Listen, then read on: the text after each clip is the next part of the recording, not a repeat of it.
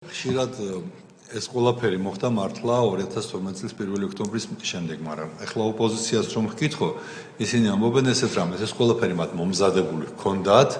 უბრალოდ როცა მოვიდა ქართული ოცნება, ხელმოწერაღად არჩა დასამთავრებელი დანარჩენი ყველაფერი გამზადებული იყო, ყველაფერი მზად იყო და უბრალოდ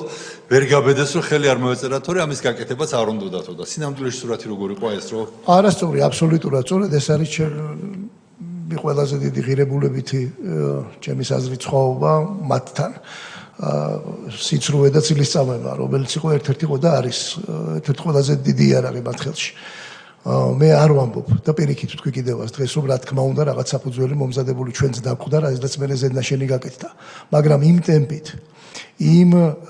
სისწრაფით, იმ რეფორმებით დაწყებული ადამიანის უფლებები და დამთავრებული ნებისმიერი თავდაცვა იქნებოდა, რკინიგზა იქნებოდა,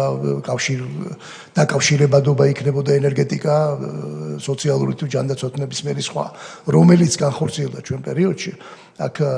რაზეა საუბარი? კიდევ ერთხელ ვიმეორებ, 2014 წელს ხელმოწერილი შეთანხმება დაწყებული ასოცირების დღის წესრიგი ევროკავშირთან, მათ შორის თავისუფალი ვაჭრობა და შემდგომ უკვე 2017-ში უვიზო რეჟიმის მიღწევა, ეს ხო ძალიან დიდი წარმატება ბუნებრივია და მანამდე თურმე გაკეთდა და ჩვენ მარტო ხელს მოვაწერეთ, ამას არავითარ შემთხვევაში არ დავეთანხმები.